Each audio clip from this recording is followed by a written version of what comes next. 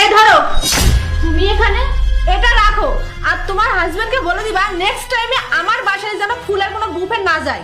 আমার স্বামী তোমাকে বুফে পাঠাবে? পাঠাবেন না, উনি পাঠিয়েছেন। কিভাবে বিশ্বাস করব যেটা সেই পাঠিয়েছে? কোনো লেটার তো নেই এখানে। চোখ দিয়ে ভালো করে দেখো, পেয়ে যাবে।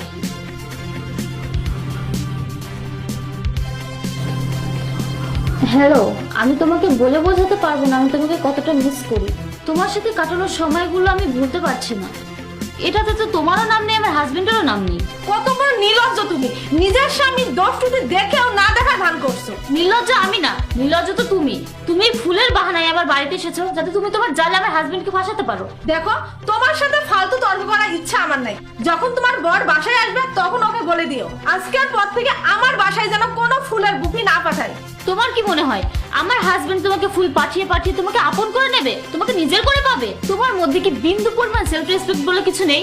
আমার তো মনে হচ্ছে সেটা তোমার মধ্যেই নেই। নিজের স্বামীর ভুল ত্রুটি দেখেও কিছু দেখছো না, আবার ওর সাইড নিয়ে কথা বলছো। ওয়াও, আমি তো খুব ভালো করে জানি তুমি এটা কেন করছো। তুমি চাও যে তুমি এসব বলে আমাকে উত্তেজিত করতে, আর আমি উত্তেজিত হয়ে জাহিদের সাথে ঝামেলা করি, কারণ তুমি তো আমাদের দুজনকে একসাথে সহ্য করতে পারো না। আমি তোমাদের দুজনকে দেখতে চাই না, তোমাদের সুখেও দেখতে চাই না, তোমাদের দুঃখেও না। তুমি কি ভেবেছো তোমার এসবে কোনো লাভ হবে না, বুঝতে পেরেছো? জাহিদের মনে যে তোমাকে নিয়ে ফিলিংস ছিল সেটা অনেক আগেই মরে গিয়েছে, সো এখন আর কোনো লাভ নেই। ফর ইওর কাইন্ড ইনফরমেশন, আজকে আমাদের পঞ্চম বিবাহবার্ষিকী হতো।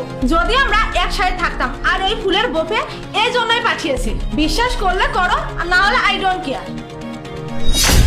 তুমি তুমি এখানে কি করছো? জাহিদ, তুমি টেনশন করো না, আর তুমি এক্ষুনি চলে যাও এখান থেকে। হ্যাঁ, চলে যাচ্ছি আমি শুধু ওই ফুলের বুফিটা ফিরে দিতে আসছিলাম। আজকের পর থেকে এরকম আচরণ একদম করবে না, আর আমাকে কিচ্ছু পাঠাবে না।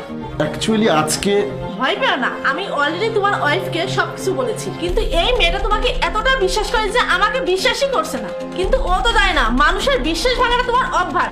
আমার ভরসা ভেঙেছো এবং বিশ্বাস ভেঙেছো, এবার ওরটা দেখো, তুমি আমার হাজবেন্ডের সাথে ভদ্রভাবে কথা বলো, আর তুমি আমাদের বাড়িতে এসে আমাদের সাথে এভাবে বিয়াদবি করতে পারো না। আমি তো বিয়াদবির মতো কিছু করিনি, বিয়াদবি তো তোমার হাজবেন্ড করেছে। লিপি, আই এম রিয়েলি সরি যদি তোমার খারাপ লেগে থাকে। অপু, ভিতরে চলো।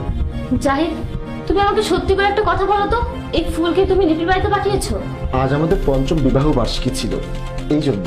জাহিদ, তোমরা আলাদা হয়ে গিয়েছো, আর এখন আমি তোমার ওয়াইফ। হ্যাঁ জানি।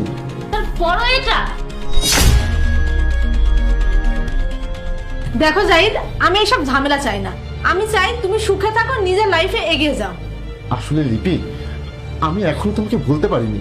কিন্তু এখন আমি তোমাকে ভুলে গিয়েছি। আমার মধ্যে তোমার প্রতি কোনো ফিলিংস নেই, কোনো ভালোবাসা নেই। আমার ফিলিংস ওই দিনই মরে গেছে যেদিন তুমি এই মেয়ের জন্য আমার কাছে ডিভোর্স চেয়েছিলে। এখন আমার মধ্যে আর 1% ফিলিংস বাকি নেই। প্রথমে তুমি আমার সাথে খুশি ছিলে না, এখন ওর সাথে খুশি থাকতে পারছো না, এটা তোমার ব্যর্থতা। অ্যাকচুয়ালি তুমি জানোই না তুমি কিসে ভালো থাকবে, আর তোমার কোনটা করা উচিত আর কোনটা করা উচিত না।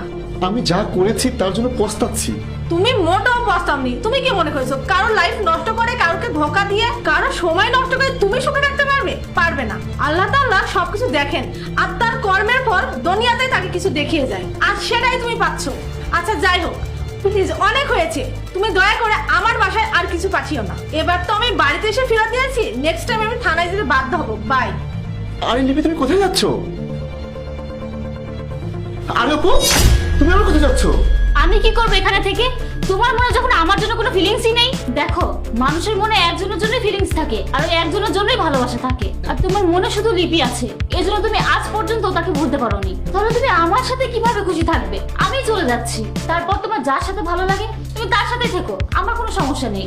আই এম রিয়েলি সরি লিপি। আমি লিপি, আমি আমার জীবনে অনেক বড় ভুল করেছি তোমাকে বিশ্বাস করে। I hate you Zahid.